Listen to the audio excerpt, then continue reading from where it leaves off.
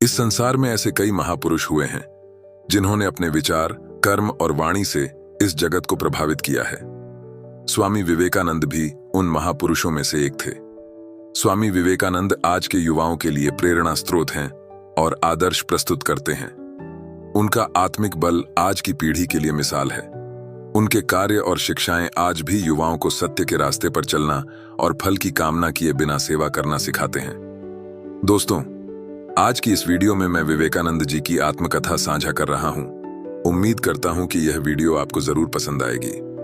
स्वामी विवेकानंद का जीवन भारतीय संस्कृति, धर्म और मानवता के प्रति समर्पण का प्रतीक है। उनका जन्म 12 जनवरी 1863 को कोलकाता में हुआ था। प्रारंभिक शिक्षा के दौरान ही वे गंभीर, चिंतनशील और जिज्ञासु प्रवृत्ति के बन गए थे। बचपन से ही उनका झुकाव आध्यात्मिकता की ओर था और उन्हें समाज में फैले अंधविश्वासों और सामाजिक कुरीतियों पर गहरी आपत्ति थी। उनके पिता विश्वनाथ दत्त का प्रभाव उन्हें जीवन में एक व्यापक दृष्टिकोण देता था और उनकी माता भुवनेश्वरी देवी से उन्होंने संस्कार और आध्यात्मिकता की नींव पाई।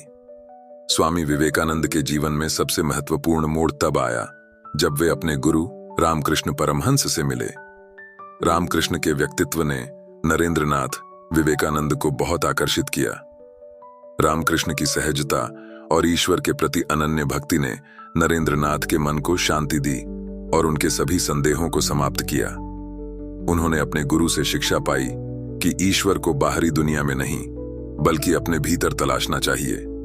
इस शिक्षा ने विवेकानंद के जीवन को नया मार्गदर्शन और उद्देश्य दिया। रामकृष्ण की मृत्यु के बाद विवेकानंद ने संन्यास लेने का निर्णय किया और स्वामी विवेकानंद के नाम से विख्यात हुए। उन्होंने अपने गुरु के संदेशों को समाज तक पहुंचाने का प्रण किया और इस दिशा में कई महत्वपूर्ण कदम उठाए। संन्यास लेने के बाद स्वामी विवेकानंद ने पूरे भारत का भ्रमण किया। उन्होंने साधु की तरह कठिन जीवन बिताया और हर क्षेत्र, हर समुदाय के लोगों के बीच समय बिताया। इस दौरान उन्होंने भारत की गरीबी, अज्ञानता और अन्य सामाजिक समस्याओं को बहुत करीब से देखा। उन्होंने देखा कि भारत में शिक्षा का अभाव और सामाजिक भेदभाव आम बात है। इस भ्रमण के दौरान उन्होंने समाज के हर वर्ग के साथ बैठकर उनके दर्द और उनकी समस्याओं को समझा। उन्होंने यह महसूस किया कि समाज में बदलाव लाने के लिए सबसे पहले शिक्षा का प्रसार करना और समाज में समानता का संदेश फैलाना जरूरी है। वर्ष 1893 में उन्हें विश्व धर्म महासभा में भाग लेने के लिए अमेरिका के शिकागो शहर में आमंत्रित किया गया। वहां पर दिए गए उनके ऐतिहासिक भाषण ने भारतीय संस्कृति, वेदांत और हिंदू धर्म की गहरी समझ को पूरे विश्व में प्रसिद्ध कर दिया।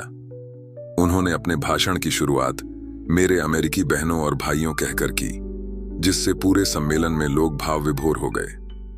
उनके विचारों ने न केवल भारतीय संस्कृति का मान बढ़ाया बल्कि पश्चिमी समाज में आध्यात्मिकता और मानवता के महत्व को समझाने में भी महत्वपूर्ण भूमिका निभाई।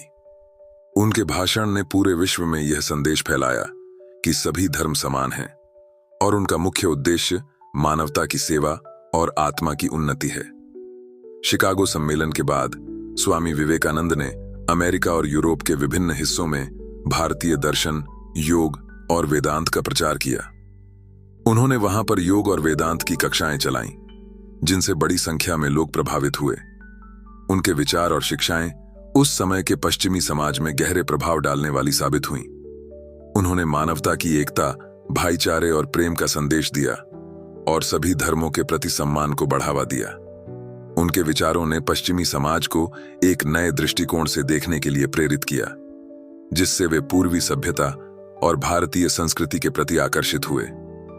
स्वामी विवेकानंद जब भारत लौटे तो उन्होंने अपने गुरु के नाम पर 1 मई 1897 को रामकृष्ण मिशन की स्थापना की। इस मिशन का उद्देश्य शिक्षा, स्वास्थ्य और सामाजिक सेवा के माध्यम से समाज की सेवा करना था। उन्होंने इस मिशन के माध्यम से शिक्षा और स्वास्थ्य सेवाओं का प्रसार किया और समाज को आत्मनिर्भर बनने की प्रेरणा दी। रामकृष्ण मिशन आज भी उनके आदर्शों और संदेशों को आगे बढ़ाते हुए समाज की सेवा में तत्पर है। उनके अनुसार शिक्षा का उद्देश्य केवल रोजगार प्राप्त करना नहीं है, बल्कि यह आत्मज्ञान और समाज सेवा की दिशा में भी कार्य करना चाहिए। स्वामी विवेकानंद का युवाओं के प्रति विशेष प्रेम था। वे कहते थे कि यदि भारत का प्रत्येक युवा अपने भीतर की शक्ति को पहचान ले तो भारत का विकास निश्चित है। उन्होंने कहा, उठो, जागो और तब तक मत रुको जब तक लक्ष्य प्राप्त न हो जाए। वे युवाओं को अपने विचारों में दृढ़, शरीर में बलवान और आत्मा में पवित्र बनाने का संदेश देते थे। उनका मानना था कि यदि भारतीय युवा अपने लक्ष्य के प्रति समर्पित हों तो भारत को एक बार फिर विश्व गुरु बनने से कोई नहीं रोक सकता। उनका संदेश आज भी युवाओं के लिए प्रेरणा का स्रोत है। स्वामी विवेकानंद ने समाज में महिलाओं की स्थिति को सुधारने पर भी बहुत जोर दिया। उनका मानना था कि एक सशक्त समाज के लिए महिलाओं का सशक्त होना अनिवार्य है। उन्होंने शिक्षा और आत्मनिर्भरता को महिलाओं के सशक्तिकरण का आधार बताया और यह संदेश दिया कि समाज में महिलाओं को समान अधिकार मिलना चाहिए। उनके अनुसार समाज का विकास तभी संभव है जब महिलाएं शिक्षित और आत्मनिर्भर हों। स्वामी विवेकानंद का दर्शन इस बात पर आधारित था कि हर व्यक्ति में एक दिव्य शक्ति होती है और उसे केवल पहचानने की जरूरत है। उनके अनुसार बाहरी दुनिया से प्राप्त होने वाला सुख अस्थायी होता है, लेकिन आत्मज्ञान के माध्यम से प्राप्त होने वाला सुख स्थायी होता है।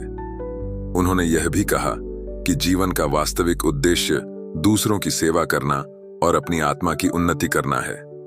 उनका मानना था कि सच्ची भक्ति का अर्थ है मानवता की सेवा करना और हर जीव में ईश्वर का अंश देखना। 39 वर्ष की अल्पायु में ही 4 जुलाई 1902 को उन्होंने बेलूर मठ में महाप्रयाण किया। उनकी मृत्यु के बाद भी उनके विचार, उनके आदर्श और उनकी शिक्षाएं समाज को प्रेरित करती हैं। उनका जीवन और उनके विचार आज भी अनंत काल तक मानवता की सेवा और ज्ञान का मार्ग प्रशस्त करते रहेंगे। स्वामी विवेकानंद का जीवन हमें यह सिखाता है कि मानवता की सच्ची सेवा, आत्मज्ञान और दृढ़ संकल्प ही जीवन का उद्देश्य होना चाहिए। उनका संदेश हमें बताता है कि जीवन में कठिनाइयां चाहे कितनी भी हों, आत्मविश्वास और साहस के साथ हर लक्ष्य को प्राप्त किया जा सकता है। वे हमें यह सिखाते हैं कि यदि हम सभी अपने अंदर की शक्ति को पहचानें और ईमानदारी से समाज की सेवा में लगें, तो न केवल हमारा जीवन सफल होगा, बल्कि हम समाज और देश को भी उन्नति के मार्ग पर ले जा सकते हैं। इस प्रकार स्वामी विवेकानंद का जीवन, उनका दर्शन और उनका संदेश हमेशा के लिए हमारी प्रेरणा का स्रोत बने रहेंगे। उम्मीद करता हूं कि आपको स्वामी विवेकानंद जी की आत्मकथा पसंद आई होगी। अगर पसंद आई हो तो इसे अपने दोस्तों के साथ साझा जरूर करें और ऐसे ही अन्य महान व्यक्तियों की आत्मकथा सुनने के लिए हमारे चैनल को सब्सक्राइब जरूर करें। धन्यवाद।